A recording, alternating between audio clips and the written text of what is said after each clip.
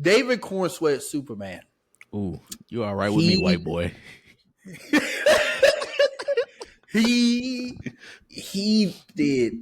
was amazing. Like, yes, sir. Welcome back to Redacted Show. I'm your host, Wafik or Feek. I'm laughing at you. I'm your host, Wafik or Feek, with my co-host, my other host. The co-host Dana Dane in the building, and we have a very special redacted. We have a very special redacted review for you guys. Superman just came out this past weekend, and we both saw it. We're gonna talk about it. Before we do that, we want to make sure that you guys know to subscribe, like, share us, rate us a 5-star, follow us on all social media platforms. Instagram, TikTok, Twitter, if you want to. We're not really active on there anymore, but you can follow our personal Twitters in the description below and our personal Instagram. But make sure y'all are tuning into the content we're putting out, because we're doing it for y'all, and we appreciate everybody watching and subscribing. But like we said earlier, Superman, James Gunn's Superman, came out this past Friday, basically. We both seen it yesterday. We're going to give our non-spoiler review and our spoiler review a little bit after that. I guess I'll go ahead since I'm the first yapper. But I really enjoyed this movie. I think it was everyone, from the acting to the score to the scenes, like, it definitely was a James Gunn movie, but it wasn't that in terms of, like, it wasn't what you may have expected if you're someone who's seen all his Guardians movies to Suicide Squad movies. He has a formula. Yeah. And there was implemented in this, but he also understood, like, we can't go full, I guess, gun unloaded. Yeah. He can unload the clip on this movie. He understood that with this Superman movie, it's doing a lot of legwork. Like, this is pretty much the first introduction. Like, obviously, technically, the first introduction is Creature Commandos, but this movie is serving as an entry to others who have not seen that. So it does a lot of legwork, establishing world building, setting up this universe, while also having to be a Superman movie, like setting up Superman while also setting up his world and him. So it's doing a lot of different things, but I think it does all of them pretty well.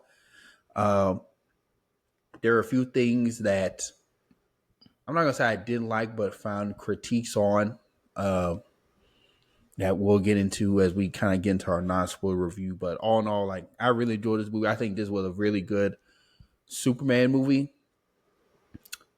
I don't think it's fair to compare this Superman to Man of Steel, because those were like two completely different tonally Superman movies. Like, you could like that while also still liking this movie, because I think those are kind of two different movies, and they both portray Superman in just different ways. Like, this Superman movie, it portrayed him as like the hopeful, kind of down to earth, like the one who, like, wants to get to know you. Like, he could be saving someone on the street or pass someone on the street and would address you on a first name basis. Whereas Zack Snyder, there's nothing wrong with what Zack Snyder did in Man of Steel, but it's like you have this God, like, he knew, like, you're watching a Superman movie, this marvel of a person. So I don't think there's anything wrong with either. Those are just two different movies, in my opinion. So I don't necessarily think it's fair to have a true discourse on what movie was better, whether it's Snyder Bros or Gunn. What do we call them? Gun enthusiasts? Hey, you know what? I don't think they have a name yet, but that's a good one for gun enthusiasts. Hey, we got to. But all in all, I really enjoyed this movie. If I had to give it a rating, I'd give it a solid 8 out of 10. Like, it was good. It wasn't mind blowing. Had some laughs. did what it needed to do, and for the responsibility this movie had, and James Gunn had, and all the actors had, they understood the assignment, and I think did really well. So they used a strong 8. Okay. I'll say for me, for my non-spoiler review, again, I know we already said it, but I want to shout out James Gunn, their whole production team, everybody behind the scenes working on it. I think they did a very good job. I think overall, like you said, without going into everything all over again, it was a very enjoyable movie. There is parts on there where I was like, but I think overall, it did. One, it gave me hope, which I think is important for this movie. And I think it was a good base for the this new universe James Gunn is building out, because we said in a past pod on the show, I think I said it or you said, one of us said it, but I was like, the least he can have on this movie, like the least rating you can give this movie for the rest of the DC universe to be good is a 7. Like if it's below a 7, I have no hope. He failed. Yeah. So I think he did good enough where, one, you were able to be engaged with the characters and everything, but it also left you wanting more. At least for me, it left me wanting to see a lot more people, especially Mr. Terrific. We'll get into that character a little bit more. He sold us soul. Still was not a spoiler review, but like I didn't know what to expect from Mr. Terrific in this medium, and like I've only really seen him in animated forms, like the Tomorrowverse movies and those animated movies as well, or just different shows. And I don't know about you, but me personally, what we got was not what was portrayed, and he still was like a badass. Like I like that. I like this portrayal of him. I'm looking up the actor's name right now, but he's a good actor in this. So he's been in a lot of stuff. He was in he was in X-Men First Class. He was in X-Men First Class. He was in what was that? That movie. He was in The Harder They Fall. Mm-hmm. That was a good one. Yeah, overall, he's a really good very great actor. But yeah, I think it did. I think the Superman movie did enough where you wanted more, and it established the universe. And it was a good, like, overall. Even though I'm talking like this, please don't think I didn't think it was good. I just got done with a run, but it was a very good movie. It was a very good movie overall. I really enjoyed it. Rating, I think I've been thinking about it since I watched it. I think overall I would give it an 8. I think it's a solid 8, and I think that's good for it to be an 8. I think the lowest, honestly, you can give this movie, if you overly critique it and everything, is maybe a 7. And that's if you that's if you deep dive critique, you looking at fucking accents and shit and all this other stuff. I personally think the lowest you could give this movie is an 8, honestly. Because I was watching, I was just like, really, I wouldn't say overanalyzing it, but just understood how James Gunn does his movies, and just was gonna see, like, you know, if he was going to kind of break from his typical pattern. In some areas he didn't. Some areas he didn't. I think it was appropriately placed in not only the characters but the scenes as well. Yeah. So I think if somebody gives it below a 7, I think they're just a hater. I think the movie they're a secret snotter bro. I won't say they're a hater. I think the movie was just not for them. Or they're a hater. It's either one of those. The movie either was legit not for them, and they went in with, which is okay, or they're just a hater. But even a 7, I think that's pushing it. But I think an 8, like I said, and an 8 is still great. Like, an 8 is still good in my book. Shoot, anything above a 5 and up is good. That means I'll rewatch it, but that's a conversation for another day. But overall, yeah, I think my rating would be an 8 right now. If I go rewatch it, I may put it higher. But right now, that the base for me is my rating is an 8 overall. Yeah, so we both recommend this movie. We are now about to tap into character / spoiler talk. So at this point in the recording, if you have not Take seen it, your at home. before you do, like and subscribe, and then come back and then join us in this discussion. But going in, David Corenswet, Superman. Ooh, you all right with me, white boy? he was amazing. Like, as you like, he captured the room, and honestly, one of the big not criticisms, but like early concerns for the movie was how crowded it could have been, or may have been, because it's like you got Superman, you got Guy Gardner, Green Lantern, you got Hawkgirl, you got Mr. Terrific, Lex Luthor, Metamorpho, Lois Lane, Metamorpho, and others. So it's like, how can we have all these people and still make it a Superman movie? And it's like everyone gets their time, but no one overstays their welcome. And it's still a Superman movie. That's, if you watch this podcast, that's my biggest gripe with people like Doctor Strange, or in Doctor Strange solo movies.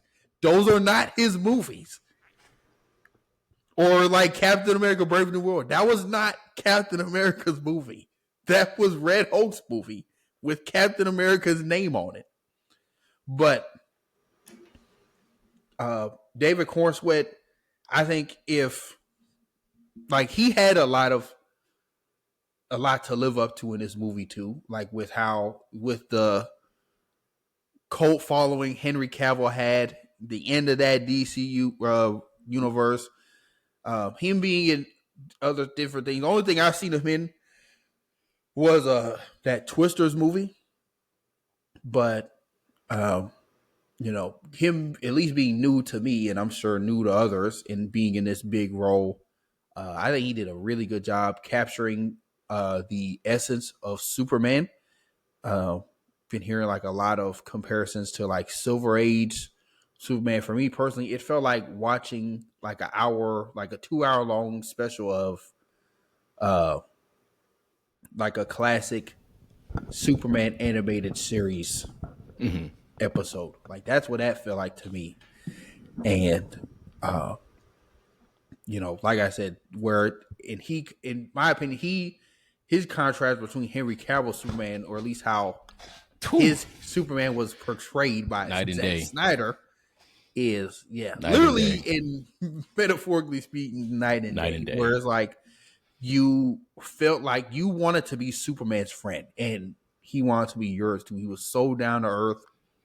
Literally, he landed here. Like it's literally the story of the typical like American dream. He came to this world, and he was grown up, humble beginnings, Kansas background, country dude. That one scene where he was on the porch with his shoes cut off, I was like, that's some country shit. I was like, I don't think people understand that detail James Gunn just added, but I appreciate him for that, because that's some country shit right there. But just understanding his like how he truly is just someone out to do good. And also I liked his campiness. It didn't seem like it was forced. It just one of those things where it's like he's trying and he just can't help himself, which was what made it funnier in those moments, like when he would have his little one-liners in the Daily Planet, where he was like, when he acted like he was interviewing Superman, and it's like, he thinks I would attract the guy. He said some shit along those lines. And then just the argument, or like the then turned argument scene that he had with Lois. That's just like it was a lot of relatable things from Superman that made you feel like, man, like he's just an average guy trying to do right. Yeah, I think that was one big thing I really enjoyed, is they captured so much of the humanity in Superman and that's what I really enjoyed, especially near the end when he went on that monologue with Lex, where he was like, "Just because I got these powers doesn't mean I'm not afraid of when I wake up in the morning, that I'm not like nervous about things, that I can just go out there and like I just know everything's gonna be okay because I don't." Like, I'm just like y'all. I have dreams, aspirations, and things like that. But the one thing that helps him, that he emphasizes, that it makes him human. And I like that he said that to Lex, because when it comes to Lex, he was so disconnected with being human, in a sense that even when he goes on that monologue with Lex, on his monologue, he's talking about like, I don't remember the exact science. I think he said like Galileo and Isaac Newton. I don't think he said Isaac Newton. He said Galileo and somebody else. But Yeah. even then, he was like, they're comparing me with these like low class people. Like, he's literally said some stuff like that. I'm like, you're so disconnected to the human aspect that it was a good polarizing opposites to see. But David Corenswet, like you said, I think he did the closest. I think he did the closest to perfect you can have with Superman. I genuinely think that's the closest to perfect, if not perfect, you could have as Superman. Yeah, and my thing is he's only going to get better. Like, he's only going to get more comfortable with the role. Mm-hmm. Scripts are only going to get better. Storylines are going to get better. Different character dynamics are going to be more exposed because he's going to be teaming up with different people. Exactly. And the good thing is, and I'm glad they emphasized this at the very beginning, that this is only year 3 Superman. Like, this is still young Superman. That's why I think I really enjoyed the one aspect when Lois was like, it's not ethical to interview yourself. Because when you see like the cartoons, once he's older, he's not really doing stuff like that no more. But right now he's learning he's learning about different like international relations, all this other stuff that he himself impact, whether he knows it, whether he didn't know it at first. But now when he gets older, he knows, oh, my actions do have repercussions, even though I may not want them to have repercussions. They do, They're going because to. they're going to, because of what I stand for. And what people opposite of me stand for. So I really enjoyed how his character was just so down to earth. So I think Yeah. overall he did really good. And I will say the fight scenes with him too. I know we're talking about just him in general, but the fight scenes with him too. One thing James Gunn know how to do is put some weight behind some fight, boy. Yeah. He know how to put some weight behind some punches. Cause I said, oh yeah. I said, this is what I've been missing.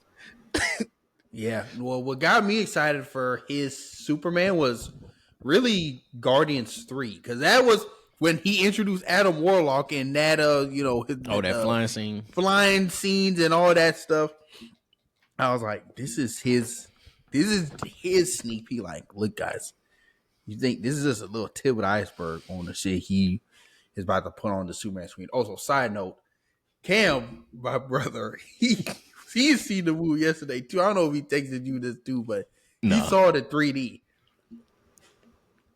He was like, he's never making that mistake again. Like, the amount of movement that was going on in that movie, because he texted me that before I saw it. I was like, what's he talking about? After seeing this movie, yeah, 3D or 4D?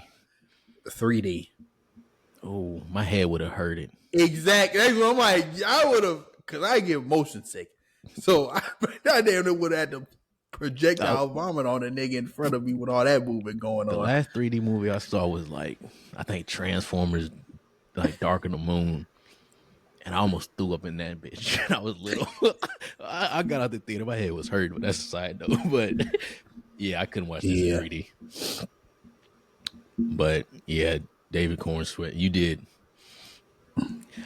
I think this is one of the best. I'm just gonna say, I think it's one of the best superhero portrayals from an actor in a while. Yeah, it's definitely up there. It's one of the upper echelon of ones in this.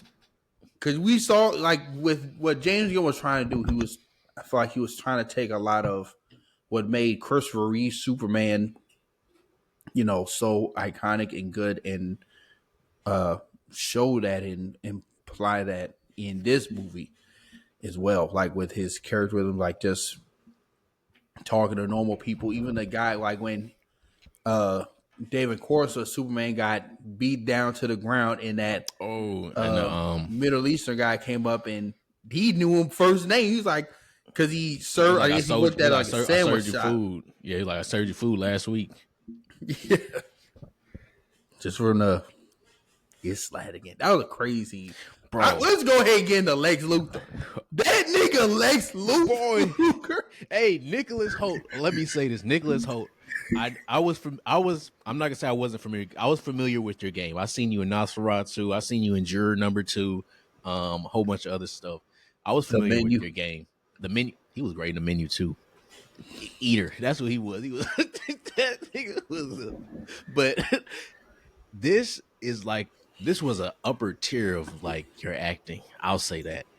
Because the way you was moving, the way Nicholas Hoult was moving, my God. I'm scared to see what Zoom is moving like. But we could talk about that later. But overall, I think this is the top.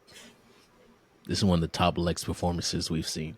Because we haven't seen a lot outside of cartoon ones. What's his name? That wasn't Lex. What was it? Jesse Eisenberg? Yeah. His name? Yeah, that wasn't Lex. I don't know who that was. That was yeah, we're not gonna say who that was, but that was somebody. But his Lex overall, I think, was very good. I love how, like I said, detached he was and how obsessed he was with Superman. And it was so much so that even Superman was like, hey, you're making me uncomfortable how obsessed you are. And he was like, I know I'm obsessed. Yeah. And I was like, I think that makes Lex's character so much better too, because he knows he has an obsession with Superman. He doesn't try to hide it. He's like, I know I'm obsessed with him. I just want to kill him. And really, it's not even about killing him. It's about humiliating him in front of everybody to say, like, you look up and choose this guy as your savior so much, but he wants people to feel like he's worthless, like Superman's worthless. So I think that was really neat and intricate. Also, them portraying him so much as like I don't want to say asshole. He was just evil. Like, even when he broke that cup and he was yelling, he said, pick it up. And all them side note, them tech bros or whatever they was, his little minions, they was so fucking annoying. The way they kept smiling and laughing, they were like, I said, hey, these niggas annoying as shit. And that one dude that I don't remember his name, the one black guy who was that his name? Otis? Yeah, Otis. That nigga Otis was annoyed as shit. Oh my goodness. But yeah, the overall, I really enjoyed Nicholas Holt's Lex. I really enjoy his monologues. And I have more, but I'm gonna keep yapping if I keep going, so I'm gonna let you take over for a bit. Nah, definitely. I mean, seconding everything you just said, like, and to hammer it home, I think this is the best portrayal of Lex Luthor I've seen, for sure. It's probably since the Christopher Reeve Superman, and I'm not even gonna try to act like I remember those vividly because I seen them as a kid. I don't Good remember. movies, but I'm not about to act like I just know I remember that Lex Luthor. The only Lex Luthor I remember on screen was the one from Superman Returns, and he was not good to me. And don't even get me started on Jesse Eisenberg. Yeah, Lex Luthor, this man, he was calculated, like, just from the physical presence alone, like, not just being this minuscule, because that was another thing that Zack Snyder, I think, in terms of casting wise, got wrong with Lex, was just him being this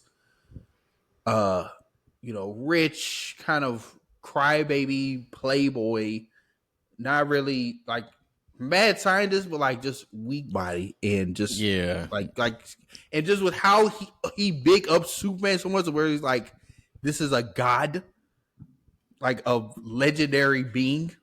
Mm-hmm. Superman barely interacted with Lex because he knew one wave of his hand, slanted. So it's like, whereas with this, like you actually felt just Lex. Well, Lex had Superman in a blender pretty much the whole movie, bro. Until like the very end. Every scene, he was like, "I got that ass." Like, even when he, my bad to cut you off. Even when he rushed into his office looking for Krypto, and Lex was like, "I got you, nigga.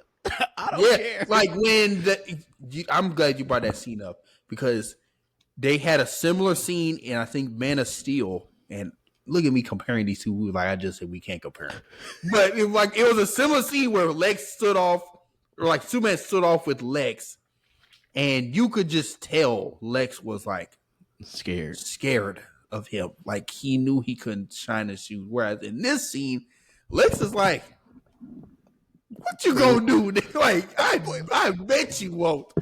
I bet you won't. Because he knew he would. Lex said, "Sweet pussy." And then it helps like with both David Corenswet and Nicholas Hoult, like basically being ILO like 6'2", 6'3", and above. Like these are tall, imposing figures. And it's like, what I'm looking dead in your eyes, like, what are you gonna do? And it's like you don't have any proof. Like, I don't know what you're talking about. You just going off instinct. And then with his that one girl recording him, he's like, "You're only making yourself look worse." Oh, Superman, woe was me. Superman's gonna kill me. He came and is going crazy. We exposed the secret. Now he's trying to hide it. Bro. Side note, the news on this was perfect. The way they used the news in this story, I think James Gunn did a perfect job, especially putting cameos into it. Because when that Peacemaker cameo happened on that late night show, our whole theater erupted. Our whole theater erupted laughing. So I think James Gunn did a very good job with putting small cameos in without feeling like they're imposing on the actual story. Yeah. But like I also liked how, because we know, like obviously plot of the movie, a little bit of plot. Prior to the off-screen, like prior to the events of the movie, about 3 weeks ago, Superman essentially stops a war between Baravia and I forgot the name of it. Servar. Basically, in universe Israel, in universe Palestine. That's basically what happened. One country more technologically advanced, more resources, whatever.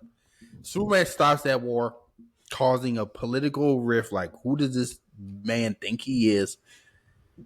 And gets his ass busted by the Hammer of Bravia, which ultimately is revealed to be. And I'm not going to say I called it, because I'm not going to say I was the one who fostered this theory of a clone Superman, Ultraman being. But I was not surprised.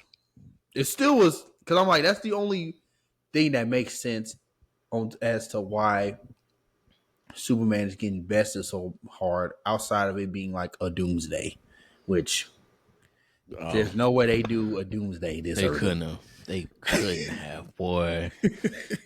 But yeah, that clone, I knew it was a clone as soon as they pulled up to the why is my mind going blank? What is Superman's base called? Oh, Fortress of Solitude. Fortress of Solitude. I don't know why my mind went blank. That's what clicked too, because I'm like, when you need his DNA to access the door, and obviously there's only one person that's got it. So I was like, ding, ding, ding, ding. Like, if as a comic book nerd, the antennas were going off.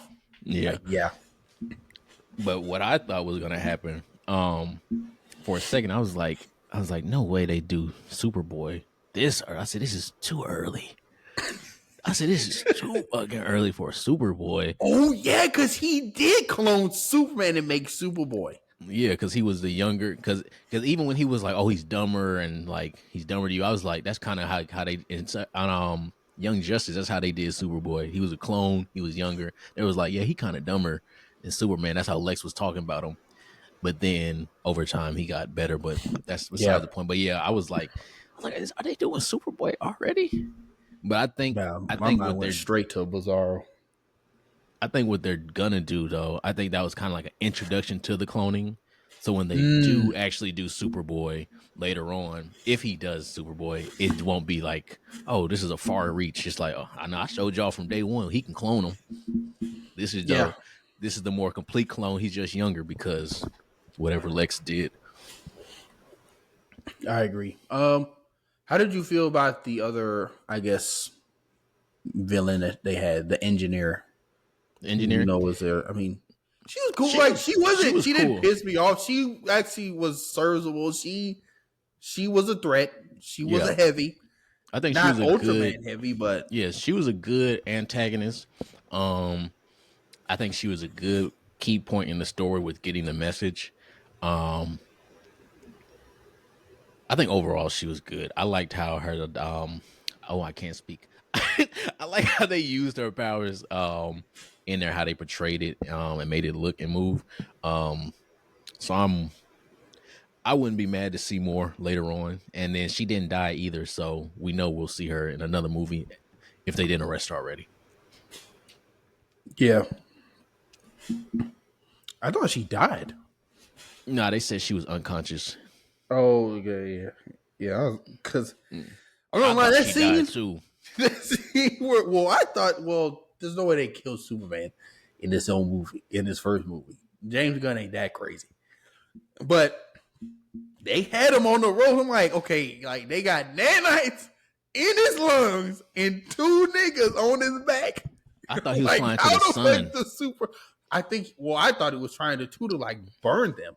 Yeah, I thought he was gonna be like, "Look, we going into this sun, and whatever happened, happened." I thought that's what he was doing. I thought he said, "Fuck it." Yeah. Well, because when I seen, I was like, okay, well, maybe he was trying to, but then they stopped him right before he got to. So he was like, oh, in like a quick, and maybe I'm giving James, I'm thinking too much on the scene, but maybe in his quick mind, he's like, you know what? So I can't go to the sun. I'm about to take these niggas under. Oh my goodness, how'd you feel about Lois? I thought she was really good. I think she portrayed Lois really well. As like the, ambitious reporter. She wasn't no just woman in distress. She was serviceable. She was in a lot, but she didn't. It didn't seem like she was doing too much in the scene. Like what a scene that I think about, or that kind of comes to my mind when I think about that, is when they were going to save Superman in that pocket dimension. She was with Mr. Terrific. Mm-hmm. She was there, but she wasn't like, she didn't outshine the scene. Like, I think the scene would have worked just fine if she wasn't there. I understood she was there, but she didn't do too much. She was just like in the room. You know what I'm saying? Mm-hmm. Like, we got a lot of her, but we got just enough in terms of her presence, her character, like how we know Lois to be, and just that woman. Yeah, I think I know we keep saying it with every character, but I think James Gunn did a good job with the actress too. Rachel, what is her name? Yeah, Rachel Brosnan. Yeah, I think she did a very good job with Lois too, because she was able to move the plot along, but then not be out of character with how Lois is, and like at least the cartoon version, which is what I'm more familiar with in the comics itself. But like I said, the way she able to push the plot along, I really enjoyed. And then showing how smart she is too, not just saying, oh, she's a reporter and then just leaving it at that, but actually showing them do work.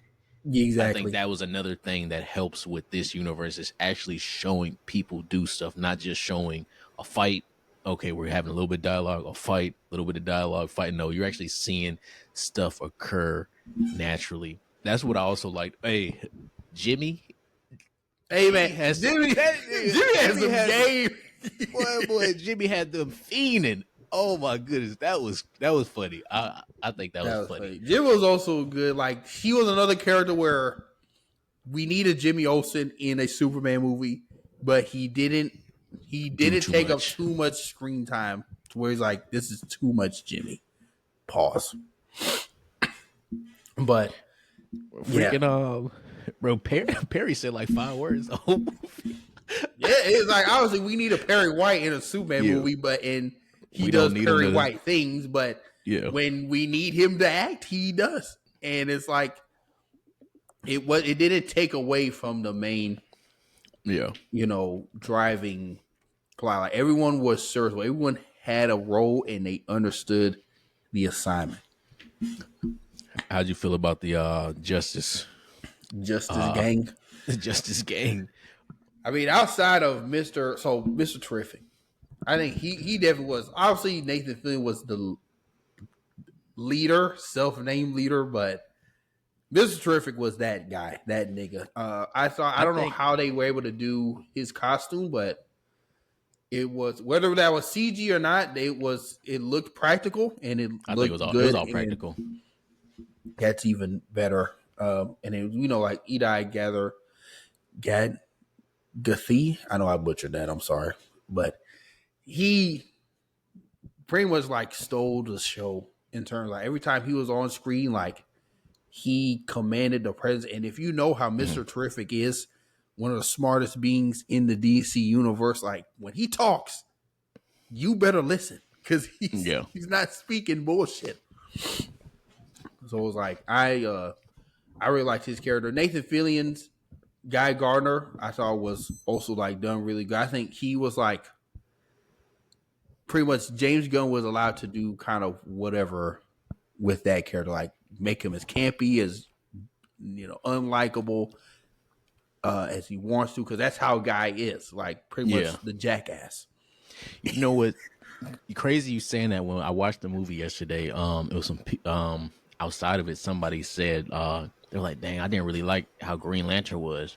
It was talking. I was like, well, and I told him, I was like, well, that was Guy Gardner. I said, but really in like the comics and a lot of the TV shows, he's portrayed as that's like his personality. He's an asshole. Like a lot of people really don't like him, but he's so good at his job, low key. He's just such an asshole. Can't say nothing. Yeah, he's just so good at his job, but he's just a dickhead. So like unless you Hal Jordan or John Stewart, you're he's gonna shit talk you. Yeah. So I told him, I was like, so you not liking him, honestly, is, I won't say it's a good thing, but it's a canon. I can say canon. Yeah, say it's, you're not supposed to like him. Like he's not a likable guy. Yeah, so I think that was real cool. And then Hawk Girl, I liked how they portrayed her. She was very much like, I'm here to fight.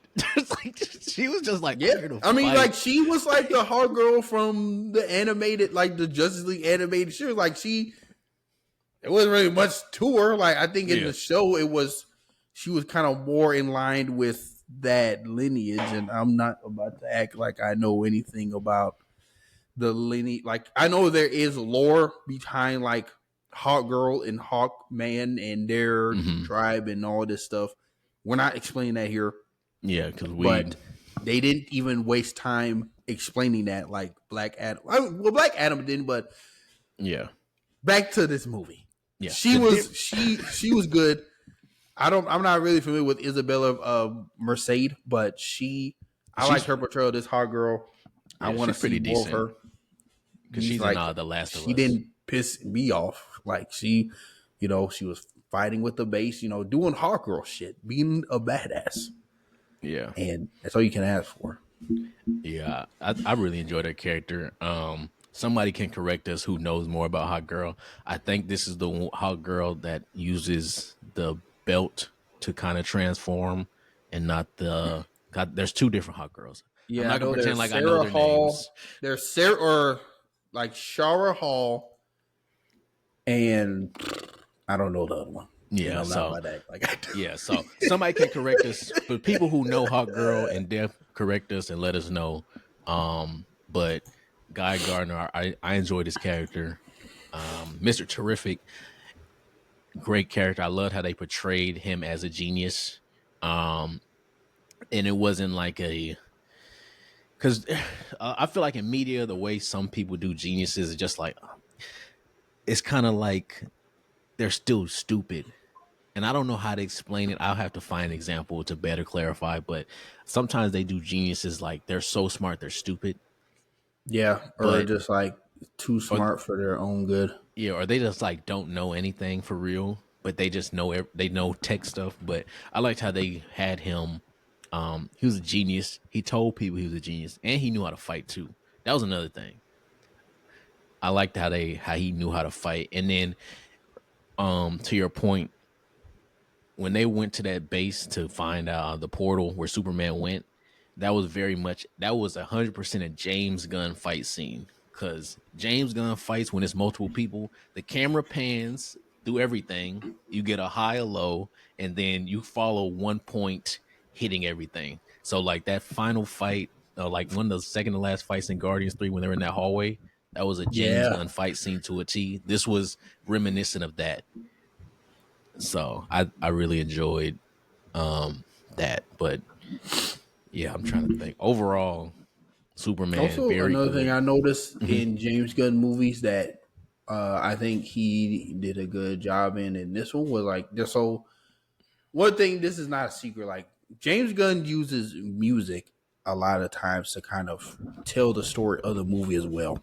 Yeah, And he doesn't really do that in this movie outside of like the um, I'll say the very basically end remix. Like it turns it into like there's a couple needle drop moments, but he pretty much uses like that Superman theme, throughout. which is kind of like a remix to the original Christopher Reeves Superman theme song. So that's another thing that I thought was interesting, but like a good sign of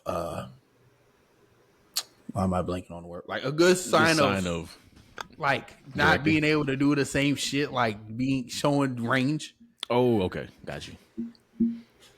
Yeah. Oh, last bits. So I know we kind of talked about all the characters. Last bits we gotta go over is one. I just have to mention this. Krypto, that is a badass dog. That nigga needed Krypto. I'm sorry, Krypto needs some training. Krypto needs some training. That was he's a bad dog. He's a good Crypto dog, is but he's a not a good bad dog at dog. all. But He's you but know, Crypto is not again. It's not a James Gunn movie if we don't have any sort of lovable like animal, yeah, whether it's King Shark, Weasel, Groot, I guess Groot and Rocket. So it's like we knew this was Krypto. coming. Hey, Krypto I was like funny though. Crypto was funny. Crypto was whooping ass too. Hey, Krypto was throwing Like, and it paws. wasn't like I think we got enough Crypto to where it's like, oh man, I wish we got more. But at the same time, it wasn't like, damn, they're showing this dog a lot. Yeah. And it's like, Crypto. I saw this. Someone made this uh like remark, and I kind of agree with it in the sense of like, Crypto was baked into marketing. Like, Oh you yeah. got this dog that you ain't got to pay residuals to. Like, hell yeah, I'm about to market the fuck out this dog. I'm about to have him in everything. Yeah, Krypto was cool. I guess overall, like we said, we really enjoyed the movie. Go see it. I want to kind of transition into really we only had one big cameo. We already saw the Peacemaker cameo. We had the I forgot his name, James Gunn brother or cousin, Oh yeah, whatever that. Sean Gunn, Yeah, we had Sean Gunn's cameo. But the double biggest, gun. yeah, double gun, double barrel. But the biggest, I'm sorry. The the big, biggest. the biggest cameo is what we got at the end when we do see Krypto again, and then Superman mentions because even the robots was like, and that's a bad dog. We can't really discipline him. And he was like, well, yeah, it's my cousin's dog. And then we see Supergirl. How you feel about that cameo? I definitely was shocked. I had no idea. Thank goodness I did. And I will also say I was blessed. I don't know about you, but I was blessed to not be spoiled Same. of anything about this movie. Like there are theories that I had, which came to be true, like the Superman clone, but that wasn't spoiled. Like no one came to me, or I didn't see any scenes from the movie itself saying this is what happens. Mm-hmm. So I'm appreciative of that, and I was thankful I did not get spoiled on this. Otherwise, that would have pissed me off. But I was surprised. I was like, "Oh shit!" Like they bring up the cousin and she comes through. I was like, "Wow." So I would say that was basically James Gunn's hint at the next thing, because I think that's the next movie that comes out in his universe, Supergirl. Which comes out next year. Peacemaker the end of this year, I believe, or the very beginning of next year, and then we have Supergirl. It's supposed to be next year, next summer, I believe. Yep, 2026. And I think another movie they got is that Clayface movie. Oh yeah, I don't know when that's coming out. I just know they got the script done, and I think they got the script done, and they casted Clayface. So they're probably going to start filming very soon. But yeah, I'm excited. I think, as much as those end credit scenes pissed me off, I think it was a good bookend to the movie. Like it didn't try to lead anything. Like it wants you to soak in all this Superman. Like whether we get... Here you go. I didn't say shit, bro. Come on, man. But side note, Mr. Terrific, when his side eye was crazy in the movie. Hey, you can see how pissed he was when people was talking to him. They said something. Mr. Terrific said. I think what made him more egregious was literally like his mask, like because it was literally just eyes, and so you could see everything he was looking at. Which again, I can't say how well the costumes for not only everybody but Mr. Terrific, because Mr. Terrific is one of those characters where it's like, how do you pull this off without it looking goofy? Yeah, and they did the thing. The costume department, whoever's over costumes and everything, really the whole team, y'all I'll give y'all flowers. Y'all did great. Great. This is a great start to the universe, man. Overall. Yeah. No, but I think that's pretty much our review. I mean, in terms of what's next, we got I just remembered we got Lanterns. Oh shit, yeah. Coming soon. I think toward the end of this year or probably start of 2026. And we got some heat coming, and we got some heat getting cooked up because they're still working on Batman. So now, with how like the legwork is done, the universe is established now. Like going forward, there shouldn't be any sort of surprises. Like at the start of the movie, it pretty much said metahumans are a thing. They've been here for they said like three. They said 300 years. They said something crazy. They said something high. Yeah. But metahumans are here, so pretty much everybody that you notice in DC is more than likely everybody, but more than likely are in the universe. The major ones, at least, major characters. So Blue Beetle we know here. All these other people who we know are here. So it's free game for anybody, honestly, which is good. I think hindsight being 2020 in this, kind of going across the street to Marvel, if they had and that's not really fair because they didn't have all of their chips in their basket. So they couldn't just be like, an Iron Man to be like, 300 years ago, mutants were a thing. And, the Fantastic Four or this team taking. But like, they couldn't just do that. Yeah. Where that's where Warner Brothers has Disney beat, in my opinion. Like, they have, no one is sold off. They have all their toys in their bin. Whereas Marvel, they're just now getting all their toys back from their other neighbors. Mm-hmm. So, that's a great analogy. I just had to say that. You said that's a great analogy. I just had to say that. I was thinking about it. I said, damn, that's hard. Okay, good, go ahead. But it's like, So that's where Peter Safran and James Gunn, I feel like, have an advantage, and where they could really take Marvel's lunch money if they wanted. I don't think there's no ill will shit, whatever. I think they both equally, like them and Kevin Feige, want everybody to succeed because they're all part of the umbrella of just comic book media. But like, if they wanted to, if they want to go, they could cook some unload that gun. If they want to unload the chamber, they could do it. But I think, like you said, with them all being under that umbrella of comic books, I think one thing, like we did say on the last show, is we saw David Corenswet and Pedro Pascal promote each other's movies. I think that's one good thing. But I think also with this Superman doing so good, because it's been, they haven't released how much is made so far. Well, I think I just seen something today where it's made $217 million at the box office off a budget of $225 million. No, so it's breaking even by tomorrow. I think it's Do we think this is making $1 billion? Ooh. It might get close. If it doesn't, it'll get close. I think it'll get close. Yeah, it's definitely gonna make its money. $1 billion. I don't know. I think it'll get close. I don't know if it'll make a bill, but I think it might get close. We'll have to see next week. Yeah.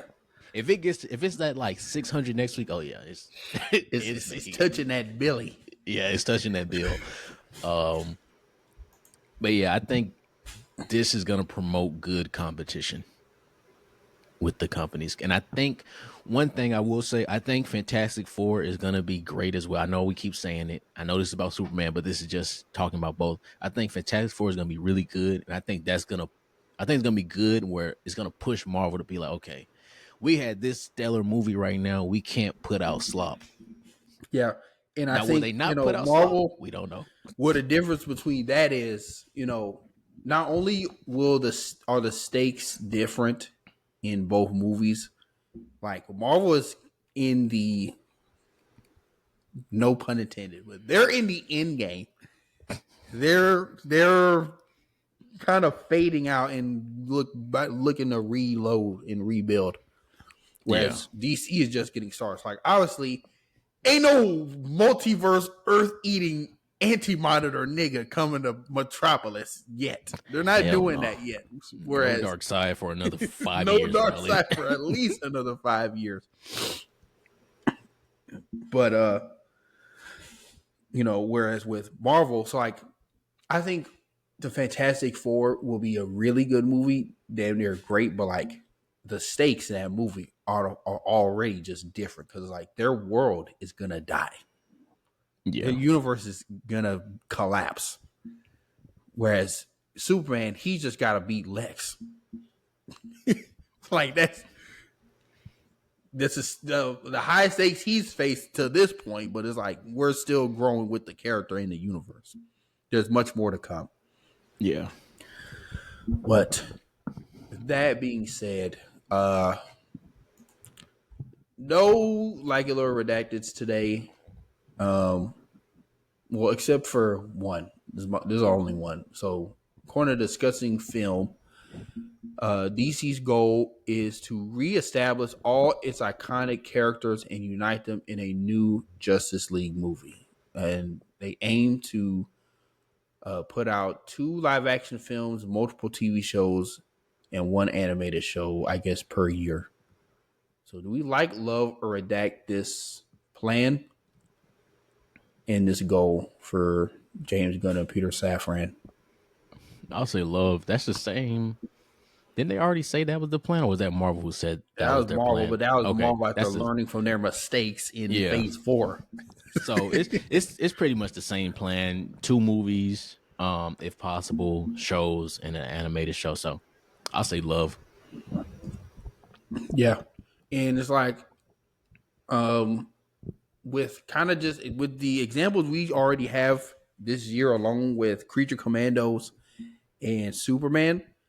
Like, I feel like a lot of movies with James Gunn and Safran release, like the shows won't feel as heavy or important to watch. Whereas with the Superman movie, they know more people are going to watch this movie than they are probably subscribed to us to Max or whatever. So like, we need to make sure they understand, or if there's any details they may have missed in this show, we can, do a little 5-minute Star Wars credits in the beginning, pointing out the context. This is what it is. And that's all you need. That's all you need to do. You don't need to spend 30 minutes on breaking down what happened in Creature Commandos. Shot scene with actors and dialogue and plot to set up anything. Yeah. But yeah, I love this. I'm excited for DC. It's about time we got both houses jumping. So it's a great time to be a comic book fan. With that being said, I don't really have any redacted. I don't have a get on bag for today. I don't either. We'll just say that for our episodes, but redacted rule of the day. If you black, wear that sunscreen. It's hot. Summertime. Not only do niggas burn, I don't, but some of y'all do. You fair-skinned individuals. It's okay. Put that shit on.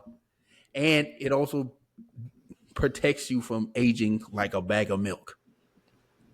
Like our others. That's why I wear it.